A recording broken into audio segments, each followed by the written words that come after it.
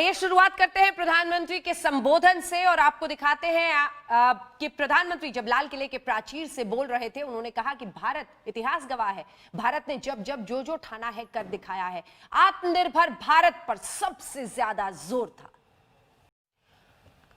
आइए आपको दिखाते हैं 10 बड़ी बातें जो आज प्रधानमंत्री नरेंद्र मोदी ने इस मंच से कही हैं, क्योंकि उन्होंने हर मुद्दे का जिक्र अलग अलग वक्त पर किया। हालांकि उन्होंने कुछ मुल्कों की विस्तारवादी नीति को कैसे स्वतंत्रता सेनानियों ने धराशायी किया, उससे शुरुआत करते हुए बलिदान को सबके धन्यवाद कहा। संप्रभुता को चुनौती मिली तो करारा जवाब दिया जाएगा। ये बड़ी बातें हम आपको दिखा रहे हैं। दूसरा, लद्दाख में दुनिया ने देखा क्या कर सकते हैं हम, ये कहा प्रधानमंत्री नरेंद्र मोदी ने। तीसरे में देखिए, 3 कोरोना वैक्सीन पर काम चल रहा है, तेजी से चल रहा है, ये प्रधानमंत्री ने आज इस मंच से कहा। बड़े पैमाने पर वैक्सीन उत्पादन का खाका पहले से ही तैयार कर लिया गया है। 5, मिसाइलों से लेकर हल्के युद्ध के विमान, कहने को बहुत कुछ है और हर मुद्दे पर प्रधानमंत्री नरेंद्र मोदी बोलते हुए नजर आए। क्या स्ट्रेट ड्राइव मार रहे थे, क्योंकि खुलकर हर मुद्दे पर वो बोल रहे थे। अनुराग भदौरिया जी, प्रधानमंत्री ने चीन से लेकर पाकिस्तान, LAC-LOC के जरिए जनरल प्रसाद कह रहे हैं, उन्होंने सबको जवाब दिया और राम मंदिर का नाम लेने वाले शायद इस मंच से पहले प्रधानमंत्री हुए जिन्होंने कहा कि यह विवाद सुलझा और निर्माण मंदिर का शुरू हुआ। अनुराग भदौरिया। सबसे पहले हमारी तरफ से सभी को 15 अगस्त की बहुत सारी शुभकामनाएं। मैं तो बस एक ही बात कहूंगा कि जब भी मैं लाल किले की प्राचीर से किसी भी प्रधानमंत्री को बोलता हुआ देखता हूं तो मुझे एहसास होता है कि हम आजाद हिंदुस्तान में रह रहे हैं। मुझे हमेशा से अच्छा लगता है। बचपन से जब भी मैं सुबह झंडा फहराते हुए किसी प्रधानमंत्री को देखता हूं तो अच्छा लगता है। लेकिन आज जब मैं प्रधानमंत्री जी का भाषण सुन रहा था, आपने राम जन्मभूमि का जिक्र किया। वो उपलब्धि भारतीय जनता पार्टी की या किसी व्यक्ति की नहीं है, पूरे हिंदुस्तान की है। न्यायपालिका ने बोला कि वहाँ मंदिर बनेगा तो मंदिर बन रहा है। अगर कोई कहता है कि हमने बनवा दिया तो ये हमें लगता है न्यायपालिका का अपमान होगा। न्यायपालिका ने बोला था, देश के सभी लोगों ने उसको माना भी। दूसरी चीज, जब प्रधानमंत्री जी कह रहे थे पड़ोसी देश की बात, आप बता दीजिए किस पड़ोसी देश से हमारे रिश्ते अच्छे हैं आज की डेट में कि मजबूत हुए हैं। मजबूत तो हमें लगता है नेपाल से भी नहीं हो पाए। नेपाल भी मुझे आंखें दिखा रहा है, जब देखो तब। नेपाल तो कभी हमें आंखें नहीं दिखाता था। दूसरी बात, उन्होंने बोला कृषि की आय दुगनी होने की बात। जब से 2014 से सरकार आई, मैं आय दुगनी होने की बात सुनता चला रहा हूं, लेकिन कृषि लोगों की जो वहां किसान है उनकी आत्महत्याएं बढ़ती चली जा रही है। अगर मैं गलत कह रहा हूं तो बता दीजिए, कृषि की दुगनी इनकम कब हुई? आज भी किसान वही परेशान है, उतना ही परेशान है जितना परेशान पहले था, और बल्कि ज्यादा ही परेशान हो गया। अब तो प्राकृतिक आपदा भी उसको परेशान कर रही है लगातार कई वर्षों से। तो मैं तो कहूँगा, कोरोना की जब तक बात हुई तो आप अच्छी तरह जानते हैं, जो हम कर सकते वो तो हम कर सकते थे ना, चाहे सेंट्रल गवर्नमेंट हो या स्टेट की गवर्नमेंट हो। आज हमारे पास कोरोना की संख्या 48 लाख से भी ज्यादा या 47 लाख से भी ज्यादा हो चुकी है। नहीं, 23 लाख से ज्यादा हो चुकी है। 47,000 लोगों की मौत हो चुकी है। आप बताइए, इसको हम उपलब्धि मान लें कि जहां 47,000 लोगों की मौत हो जाए जिस देश के अंदर में, और हॉस्पिटल की व्यवस्था पूरी तरह दुरुस्त ना हो, और हम कह दें हमारी उपलब्धि है, तो अच्छा नहीं लगता है। कि उपलब्धि तब होती है जब हम कोरोना को कंट्रोल कर लेते हैं। हमारी पॉलिसी ऐसी होती है कि हमारे देश में कोरोना का संक्रमण कम से कम हो पाता। उसके लिए तो उसका एक ही उपाय था। जब आपने लॉकडाउन किया था, उसी समय अगर आपने लॉकडाउन के पहले ट्रेन और बसेस चला दी होती तो लोग जो दूसरे शहरों से करोड़ों लोग जो मूव किए, और जो लोग जैसे जैसे मूव करते रहे, पैदल मूव करते रहे, क्योंकि ट्रेन और बस तो उन्हें मिली नहीं, पैदल मूव किया उन्होंने। क्या ये सरकार की फेलियर नहीं थी? बेचारे वो जब पैदल जा रहे थे, जिस रास्ते से गुजरे वहीं कोरोना होता हुआ चला गया। तो कोरोना तो फैलाने में हमें लगता है कि सरकार का कहीं ना कहीं सरकार को तभी कंट्रोल करना चाहिए। तो ये उपलब्धि नहीं है। दूसरी उपलब्धि बेटियों की बताई। बेटियां इस देश में अंदर में 2014 के बाद से नहीं आगे आई है। अंजना जी, आप 2014 के बाद से एंकरिंग नहीं कर रही हैं। आप ही देश की बेटी हैं। आप कब से कर रही हैं, जरा बता दीजिए। इस देश के अंदर में फोर्स में बेटियां क्या आज से 2014 के बाद से आई हैं? इस देश में बेटियां प्रधानमंत्री इंदिरा गांधी जैसी भी हो चुकी हैं। इस देश में बेटियों ने बहुत, यहाँ पे आप बताइए कितनी बेटियां देश की चीफ मिनिस्टर हैं अभी इस देश के अंदर में? इस देश की बेटियों ने तो, जब देश हिंदुस्तान आजाद हिंदुस्तान के बाद से देश की बेटियों को सम्मान मिलना शुरू हुआ है। और देश की बेटियों ने नाम रोशन आज से नहीं किया है। आजाद हिंदुस्तान में आजाद सांस से वो जी रही है। बल्कि हम तो ये कहेंगे कि अत्याचार बल्कि महिलाओं पे कम हो, महिलाओं पर अत्याचार कितना कम हो सकता है, इसके बारे में प्रधानमंत्री जी कहते तो ज्यादा अच्छा होता। और अत्याचार तो बढ़ा है, अगर आप स्टेज वाइज ले लीजिए, हर स्टेट में जाइए तो आपको पता चलेगा महिलाओं पे अत्याचार बढ़ता जा रहा है। तो बेटियां अच्छा लगता है, बेटियां आगे बढ़नी भी चाहिए, लेकिन बेटियां आजाद हिंदुस्तान में बहुत पहले से बढ़ रही है। मैंने पहला एग्जांपल आपको दे दिया, आज 15 अगस्त का दिन है, आप ही एंकरिंग कर रही हो, मैं आपको 10-15 साल से देख रहा हूं। इसलिए मैं कहना चाहता हूं, हमेशा उपलब्धि अपने ऊपर लेना अच्छा नहीं है। आज प्रधानमंत्री जी को कहना चाहिए था, हिंदुस्तान हमारा है, हिंदुस्तान का हर व्यक्ति हमारा है। और पहले भी जब हिंदुस्तान ने उन्नति की है 2047 के पहले भी, वो भी हमारी उन्नति थी, और 2014 के बाद जो उन्नति कर रहा वो भी हमारी उन्नति है। माने हम हिंदुस्तानी आगे बढ़ रहे हैं, ये आगे बढ़ने की क्षमता हिंदुस्तानी में है। आज से नहीं, 1947 से। और देश की आजाद कराने वाले में भी हिंदुस्तानी थे। जो देश की आजादी जिन्होंने कराई थी वो हिंदुस्तानी नहीं थे क्या? उन्होंने देश को आजाद नहीं कराया? उनकी भी तारीफ जम के होनी चाहिए। ठीक है सर, जिन्होंने देश को आजाद कराया। आपकी हर बात का जवाब सुधांशु जी से लेंगे। ये तय है कि आप प्रधानमंत्री के विरोधी हैं, देश के नहीं हैं, और इसीलिए अच्छी से कोई जलेबी वलेबी आप भी खाइए। और जल्दी से एक बार आशुतोष जी से जवाब ले लेते हैं, फिर आपके पास सुधांशु जी आऊंगी। आशुतोष जी, अनुराग भदौरिया जी ने कई कमियों का जिक्र किया, आपकी नजर से समझना चाहेंगे। प्रधानमंत्री ने जो आज भाषण दिया, उन्होंने तमाम मुद्दों का जिक्र किया, अयोध्या से लेकर सरहद हर कुछ था, खुले में शौच से लेकर सैनिटरी पैड तक। देखिए अंजना जी, 1998 से लेकर 2014 तक तो मैंने भी 15 अगस्त की एंकरिंग की है, और मुझे उस बात का अंदाजा है कि देश के प्रधानमंत्री जब ऐसे मौके पर बोलते हैं तो क्या बोलते हैं। चाहे अटल बिहारी वाजपेयी रहे हो, चाहे फिर वो मनमोहन सिंह हो, या आज देश के प्रधानमंत्री नरेंद्र मोदी जी हैं, ये हमेशा अपनी सरकार ने क्या किया है और आगे क्या क्या करने की योजना है, सरकार का इंटेंट क्या है, देश को भरोसा दिलाने का काम वो करते रहे हैं। तो इसमें कोई नई बात मुझे नजर नहीं आती है। हाँ, ये बात जरूर है कि जो वक्तृत्व कला है नरेंद्र मोदी जी की, वो अद्भुत है, और उसका कोई सानी मुझे नहीं लगता। मुझे लगता है कई मायनों में वो अटल बिहारी वाजपेयी से भी बेहतर भाषण देते हैं, और जनता से संवाद की जो उनकी कला है वो बहुत अच्छी है, और मैं हमेशा उसका मुरीद रहा हूं। लेकिन आज मैं दो चीजों पर उनसे एक पर तो असहमति पूरी तरीके जताता हूं, दूसरे पर सहमति जताता हूं।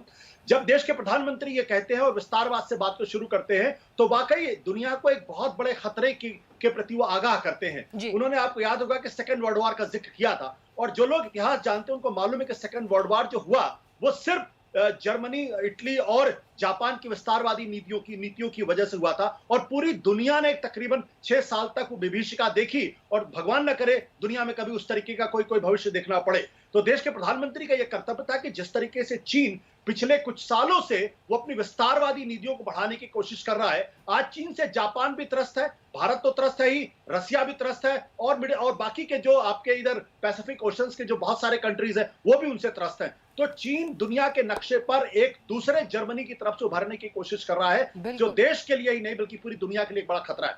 लेकिन जहां मैं उनसे असहमत इस बात को लेकर हूं कि जब देश के प्रधानमंत्री कहते हैं एलओसी से एलएसी, जिस किसी ने भी आंख उठाई, हमारे जवानों ने उसकी भाषा में जवाब दिया, संप्रभुता की रक्षा के लिए एक जोश से भरा संकल्प के साथ और सामर्थ्य के साथ आगे बढ़ा। मैं देश के प्रधानमंत्री जी को इस बात को याद दिलाना चाहता हूं, और साथ ही जनरल प्रसाद को भी और बीजेपी के प्रवक्ता सुधांशु त्रिवेदी को भी, कि आज की तारीख में भारत के जवानों ने जवाब तो दिया, लेकिन आज भी चीन भारत की जमीन पर बैठा हुआ है, और वो पैंगोंग झील के ऊपर बैठा हुआ है, वो आपके देप्सोंग के इलाके में बैठा हुआ है। और भारत के जो चीन के में भारत के जो दूत है विजय मिस्त्री, वो जब विदेश मंत्रालय से उनका संपर्क नहीं हो पाता है, तो वो कम्युनिस्ट पार्टी के सेंट्रल कमेटी के डिप्टी डायरेक्टर से जाके मिलकर उनको समझाने की कोशिश करते हैं। मुझे नहीं लगता कि ये देश के लिए गौरव की बात है कि आजादी के मौके पर इस बात का जिक्र किया जाए कि किस तरीके से हमारी आईटीबीपी ने जी आशुतोष जी जवाब लेंगे, लेकिन आईटीबीपी ने भी तस्वीरें पैंगोंग सो झील की लगाई है, जहां पर इंडो तिब्बतन जो बॉर्डर पुलिस है वो तिरंगा को लहरा रहे हैं। वो तस्वीरें भी हम स्क्रीन पर दिखाएंगे। सुधांशु जी, तमाम बातें जो अनुराग भदौरिया साहब ने और आशुतोष जी ने रखी, उन सबका आप जवाब दीजिएगा, लेकिन उससे पहले जल्दी से आपको सुना देते हैं जरा चीन के मुद्दे पर। नाम नहीं लिया, लेकिन पीएम ने क्या कहा है।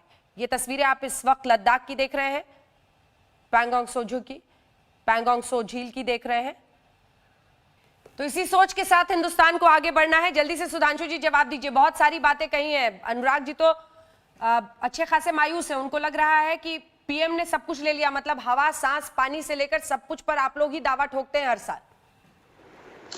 देखिए, वैसे तो आज ये अवसर नहीं था कि हम राजनीतिक बयान करते, फिर भी अनुराग जी ने ये विषय उठाया है, तो मैं कहना चाहूंगा आप बेटी की बात करते हैं तो कम से कम समाजवादी पार्टी के मुंह से शोभा नहीं देता है, जहां हेल्पलाइन के नंबर भी बाहर सेल होने की बात आती है। और बाकी जो बयान दिया था आज के अवसर पर मैं एक सेकंड आपको टोक रही हूँ सर, सुधांशु जी एक सेकंड टोक रही हूँ। ये तस्वीरें हम जरा लद्दाख की पैंगोंग सो झील की दिखा रहे हैं। आईटीबीपी के जवान वहां पर तिरंगा लहराते हुए जिस पैंगोंग सो झील का जिक्र अभी भी आशुतोष जी कर रहे थे, वहीं का वीडियो हम दिखा रहे हैं। आशुतोष जी छोटा सा कमेंट। नहीं देखिए, मैं तो आज भी इस बारे में कायम हूं कि पैंगोंग झील पर चीन का कब्जा है और पिछले दिनों जो एमओडी की वेबसाइट थी उसमें इस बात को एक्सेप्ट किया गया और बाद में वो वेबसाइट ही अपने आप से गायब हो गई वहां से। तो मुझे इसमें किसी तरीके का कोई कंफ्यूजन नहीं है कि पैंगोंग झील की जो ऊंचाइयां हैं और देप्सांग का इलाका है, यहाँ पे चीन आज भी बैठा हुआ है। और लेकिन ये तो आईटीबीपी ने ही तस्वीरें जारी की है ना सर, वहां पर पैंगोंग सो झील पर 14,000 फीट की ऊंचाई पर ये आईटीबीपी के जवान ही दिख रहे हैं जो तिरंगा लेकर परेड कर रहे हैं, मार्च कर रहे हैं। सर झील की ही तस्वीर है। तो फिर मैं रक्षा मंत्रालय से कहूंगा, देश के प्रधानमंत्री से कहूंगा कि पब्लिकली आए और कहें कि पैंगोंग झील की ऊंचाइयों पर चीन का कब्जा नहीं है, देप्सांग पर चीन का कब्जा नहीं है। वो इस बात को पब्लिकली कहें, इस बात को, और इस बात का जवाब दें कि एमओडी की वेबसाइट में जानकारी थी वो क्यों गायब कर दी गई, क्योंकि वो एडमिशन था इस बात का सरकार की तरफ से। इसका जवाब सुधांशु जी देंगे। बिल्कुल जवाब देंगे। देखिए आशुतोष जी ने कुछ अच्छी बातें कही, फिर अचानक इस विषय के ऊपर आ गए। आशुतोष जी जो एमओडी की जिस वेबसाइट के बारे में आप उल्लेख कर रहे हैं उसमें क्या शब्द प्रयोग था? शब्द प्रयोग था ट्रांसग्रेसिंग। कैबिनेट सचिव को वह रिपोर्ट प्रेषित की जाती है जब जब कोई घटना होती है और उन रिपोर्टों को वेबसाइट पर भी लॉन्च किया जाता है। और चूंकि यह हर हफ्ते और हर 15 दिन में होते रहते हैं तो उसके बाद वो चीज हटती भी रहती है। ट्रांसग्रेसिंग का मतलब आए और वापस चले गए, कैप्चर नहीं। तो ट्रांसग्रेसिंग शब्द का अंग्रेजी में मतलब होता है कि आप आए और वापस चले गए। आज साक्षात फोटो दिख रही है, उसके बाद यदि किसी के मन में संदेह है तो संदेह का कोई निराकरण नहीं किया जा सकता। कहा गया बददुमा बहन की दारू नहीं लुकमान के पास। अब मैं ये बात जवाब देना चाहता हूँ। एक आशुतोष जी इसी पर कुछ कहना चाह रहे हैं, फिर फौरन आऊंगी सर। आप ही दोनों दिख रहे हैं, आशुतोष जी जल्दी से। नहीं, मैं तो सुधांशु जी को बता दूं कि जो अंग्रेजी में लिखा हुआ था उसका मेरे पास हिंदी का तर्जुमा है। एग्जैक्ट मैं बता देता हूं। ये लिखा हुआ था कि एलओसी पे चीन की आक्रामकता एलएसी पर बढ़ती जा रही है। खासतौर पर 5 मई 2020 के बाद गलवान घाटी में चीनी कुग्रांग नाला, गोगरा और पैंगोंग सो झील के ऊपरी तट के क्षेत्रों में 17, 18, 20, 22 को घुस आए हैं। वापस जाने का कहीं कोई जिक्र नहीं। लेकिन आज ये तस्वीरें भी बहुत कुछ कह रही हैं। ये तस्वीर सर ये लंबा हो जाएगा, जरा लंबा हो जाएगा। एक बार तस्वीरें हम दिखा रहे हैं अपने दर्शकों को। लद्दाख में आईटीबीपी ने ये तिरंगा लहराया है और पैंगोंग सो झील की भी तस्वीरें हैं। जरा सुनाते हैं अपने दर्शकों। आ रही हूँ जय प्रसाद, एक बार जरा ये सुना देते हैं जो वहां पर वो नारा लगा रहे हैं।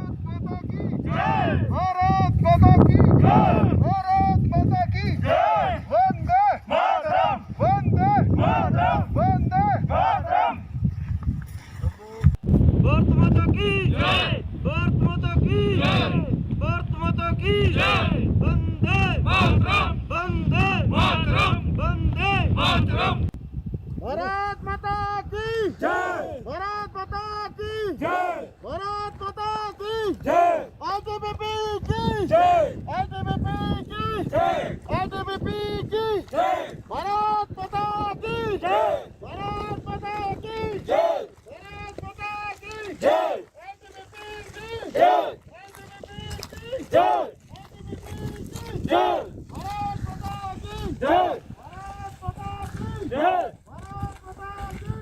लद्दाख की तस्वीरें देख रहे हैं। पैंगोंग सो झील में भी बाकायदा तिरंगा लहराते हुए वहां पर जवान दे रहे। जल्दी से सुधांशु जी अपनी बात कहिए, क्योंकि इसी पर जनरल प्रसाद भी बोलना चाह रहे थे। हाँ, बस मैं संक्षिप्त में 2 ही वाक्य कहता हूं। देखिए, ट्रांसग्रेसिंग का अर्थ होता है आना और आके चले जाना। कैप्चर का मतलब होता है कब्जा कर लेना। हमारी कोई भी हिस्सा आज भी ना कोई पोस्ट ना कोई हिस्सा कब्जे में है। और इसीलिए एलओसी और एलएसी का अंतर मेरे ख्याल से सभी विद्वान लोग हैं, उन सारे लोगों को समझना चाहिए। और मैं एक और बात कहना चाहता हूं, जब विस्तारवाद की बात आती है तो आज इस विस्तारवाद के दुनिया में 3 चेहरे हैं। एक चेहरा अगर चीन है जो सीधे राजनीतिक और फौजी ताकत के आधार पर दुनिया के देशों में विस्तारवाद कर रहा है, तो एक विस्तारवाद आईएसआईएस भी है जो कहता पूरी दुनिया में सिर्फ एक इस्लामिक खलीफत होनी चाहिए, तो एक विस्तारवाद, मार्केटिंग का विस्तारवाद भी है कि पूरी दुनिया के व्यापारों पे हमारा कब्जा होना चाहिए। भारत को आत्मनिर्भर होना है तो तीनों से निपटने की क्षमता होनी चाहिए।